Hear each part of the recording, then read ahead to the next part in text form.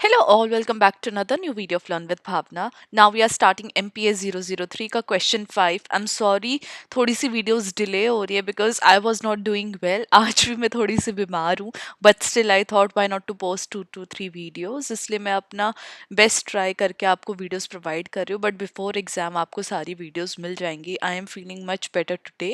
तो आपको 2 to 3 days के अंदर मिल जाएंगी सारी videos. Thank you for your support and thank you for understanding. Now we are starting our question 5. हमें बात करनी है role of parliament in addressing environmental challenges. अब पार्लियामेंट अपने आप में एक बहुत इंपॉर्टेंट रोल प्ले करता है जब भी वो कोई भी पॉलिसी शेप कर रहा है अराउंड एनवायरमेंटल चैलेंजेस, जहाँ पे वो गवर्नमेंट को इंश्योर करता है कि गवर्नमेंट को नेसेसरी एक्शन लेने चाहिए ताकि नेचुरल रिसोर्सेज को प्रोटेक्ट किया जाए और सस्टेनेबल डेवलपमेंट को प्रमोट किया जाए. इंडिया के अंदर आप देख रहे हो इंडस्ट्रियलाइजेशन, अर्बनाइजेशन बहुत तेजी से बढ़ रहे हैं और एनवायरनमेंट उसकी वजह से बहुत ज़्यादा ख़राब होता जा रहा है, जिसकी वजह से पब्लिक हेल्थ, बायोडाइवर्सिटी और ओवरऑल क्वालिटी ऑफ लाइफ बहुत ज़्यादा रिस्क में है ना. उसके साथ बहुत ज़्यादा खिलवाड़ किया जा रहा है. देयरफॉर जो पार्लियामेंट की इन्फ्लुएंस है इन लॉज को इम्प्लीमेंट करने के लिए और इन सब चैलेंजेस को एड्रेस करने के लिए वो बहुत ज़्यादा इंपॉर्टेंट हो जाती है for Nations long term wellbeing. Now legislative का क्या रोल है इन्वायरमेंटल प्रोटेक्शन में, जहाँ पे एक प्राइमरी फंक्शन पार्लियामेंट का वो ये है कि वो सेफ गार्ड करता है इन्वायरमेंट को. ऐसे लॉज वो पास करता है जहाँ पे इन्वायरमेंट को हार्म ना हो, जहाँ पे वो इन्वायरमेंटल लेजिस्लेशन लगाता है और पार्लियामेंट इंश्योर करता है कि इन्वायरमेंट की प्रोटेक्शन की जाए, बिकॉज ये हमारे legal framework with in India का एक इम्पॉर्टेंट पार्ट है. एक फ्यू सिग्निफिकेंट एग्जाम्पल्स मैंने आपके लिए यहाँ पे मेंशन भी किए हैं. फर्स्ट हमारा आ जाएगा द एनवायरमेंट प्रोटेक्शन एक्ट 1986. अब इस एक्ट के अंदर एक कॉम्प्रिहेंसिव फ्रेमवर्क प्रोवाइड किया था जहाँ पे एनवायरमेंटल पॉल्यूशन को रेगुलेट करने की बात की थी, including air, water and land pollution, जहाँ पे सेंट्रल गवर्नमेंट ने अथॉरिटी दी थी कि जो भी नेसेसरी एक्शन है वो लिए जा सकते हैं ताकि एनवायरमेंट के साथ खिलवाड़ ना हो, एनवायरमेंट को प्रोटेक्ट किया जाए. वहीं पे सेकेंड एक्ट आ जाता है हमारा फॉरेस्ट कंजर्वेशन एक्ट. अब इस लॉ ने प्रिवेंट किया था कि कैसे भी फॉरेस्ट लैंड की डाइवर्जन नहीं होनी चाहिए नॉन फॉरेस्ट पर्पस के लिए विदाउट गवर्नमेंट अप्रूवल, जिसकी वजह इस वाले एक्ट ने डिफॉरेस्ट्रेशन वाली जितनी भी कंसर्न्स थी उनको टैकल किया था. बिकॉज जितने भी हमारे ये फॉरेस्ट लैंड थे ना, उनको काट काट के कुछ ना कुछ एग्रीकल्चर लैंड को काट काट के वहाँ पे इंडस्ट्रियलाइजेशन, अर्बनाइजेशन वाली जो चीज़ें हैं वो हो रही थी. तो जो हमारे पेड़ पौधे, जो हमारा एनवायरनमेंट है वो कहीं ना कहीं इस वजह से दूषित हो रहा था. इसलिए हमारा फॉरेस्ट कंजर्वेशन एक्ट आया था 1980 में. थर्ड आ जाता है हमारा नेशनल ग्रीन ट्राइब्यूनल एक्ट 2010. अब इस एक्ट ने नेशनल ग्रीन ट्राइब्यूनल एक्ट को स्थापित किया था जहाँ पे इसने एनवायरमेंटल डिस्प्यूट्स को रिजॉल्व किया था. इस लॉ ने रिफ्लेक्ट किया था कि जो पार्लियामेंट की जो लेजिस्लेटिव रोल है उसका काम है कि वो नेचुरल रिसोर्सेज को प्रोटेक्ट करे और कंट्री के लीगल फ्रेमवर्क के अंदर उसको डाले कि जो नेचुरल रिसोर्सेज हैं वो एक्सप्लॉइट ना हो, बल्कि उनको प्रिजर्व और कंजर्व करके रखा जाए. सेकेंड हमारा आ जाता है ओवरसाइट रोल एंड अकाउंटेबिलिटी, जहाँ पे अनदर क्रूशियल फंक्शन आ जाता है पार्लियामेंट का कि जो उसका ओवरसाइट रोल है, जहाँ पे उसने इंश्योर किया कि जितनी भी इन्वायरमेंटल पॉलिसीज है वो प्रॉपरली इम्प्लीमेंट किया जाए.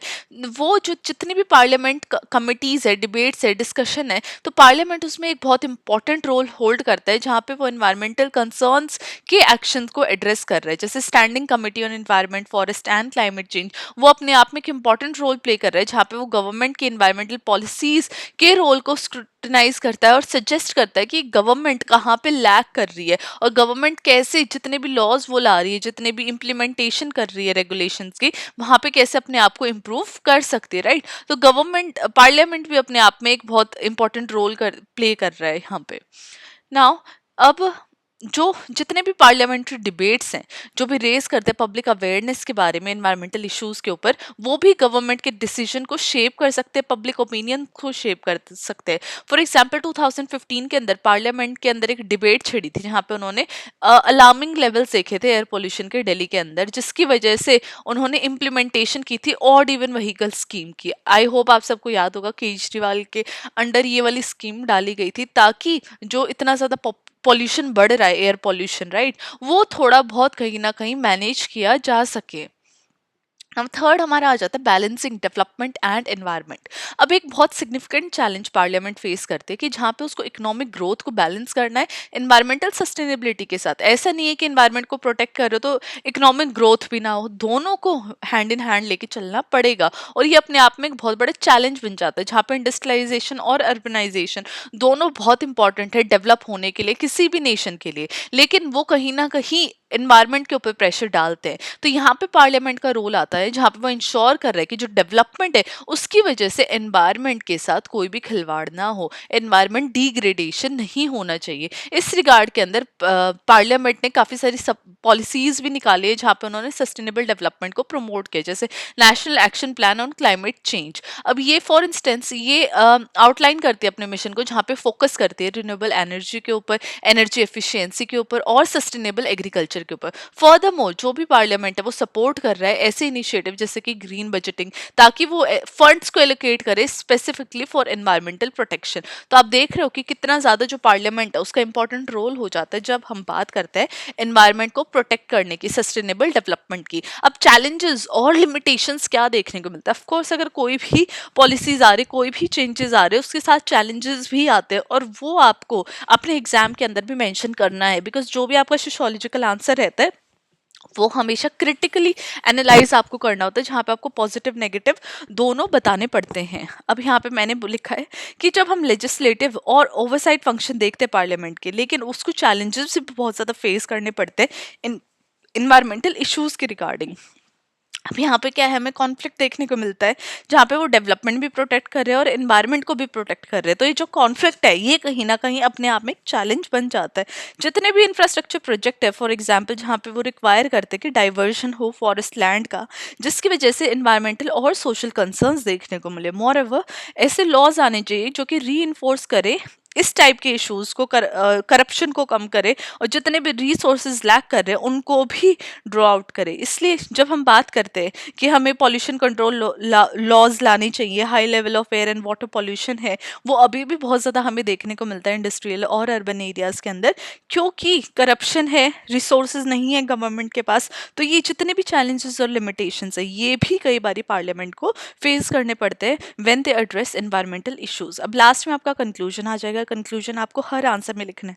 अगर आपने मेरी इंपॉर्टेंट टिप्स वाली वीडियो नहीं देखी है तो प्लीज़ आपको वो वाली वीडियो देखनी है, और अगर आपने देख लिया है तो मुझे आप कमेंट करके बताइए कि मैम हमने वीडियो देख ली है। और जिसने भी नहीं देखी है प्लीज़ वो वाली वीडियो देखना, और उस वीडियो के नीचे कमेंट करना कि मैम हम एमपीएस के बच्चे हैं, हमने ये वीडियो देख ली है। उससे मुझे ये लगेगा कि हाँ मेरे स्टूडेंट्स अब अच्छा परफॉर्म कर सकेंगे। And I can make sure अगर आप वो वीडियो देखते हो तो आपका जो स्कोर है वो और भी बेटर हो जाएगा, बिकॉज आपको पता चल जाएगा कि आपको एग्जाम में आंसर राइटिंग कैसे करनी है। अब कंक्लूजन में मैंने मेंशन किया है कि पार्लियामेंट अपने आप में एक असेंशियल रोल प्ले करता है, जहाँ पे वो इंडिया के एनवायरमेंटल चैलेंजेस को एड्रेस कर रहा है, जहाँ पे वो रेलिवेंट लेजिस्लेशन और एग्जीक्यूट करता है, अकाउंटेबल और प्रमोट कर रहा है सस्टेनेबल डेवलपमेंट को। हावेवर काफ़ी ज़्यादा इकोनॉमिक ग्रोथ और एनवायरमेंटल प्रोटेक्शन को बैलेंस करने में उसको चैलेंजेस भी फेस करने पड़ते हैं। इसलिए इफेक्टिव पॉलिसी मेकिंग और स्ट्रॉन्ग इन्फोर्समेंट मैकेनिज्म्स के द्वारा इंश्योर कर सकते हैं कि इंडिया एनवायरमेंटल इश्यूज़ को एड्रेस कर सकेगा और वेलबींग हम मेंटेन कर सकेंगे अपने फ्यूचर जनरेशंस के लिए। तो ये हमारा आंसर था क्वेश्चन 5 का। आई होप आप लोगों को एक्सप्लेनेशन अच्छी लगी होगी, जहाँ पे हमने बात किया कि पार्लियामेंट का क्या रोल है अपने आप में इन्वायरमेंटल चैलेंजेस को एड्रेस करने में, जहाँ पे हमने सारे एग्जाम्पल्स भी देखे और हमने चैलेंजेस भी देखे। आपको हमेशा हर आंसर को क्रिटिकली एनालाइज करना है सोशियोलॉजी के अंदर if you want to get good marks. So this was our question 5. I will see you very soon with question 6. Till then, study well, study hard, and all the very best for your exam.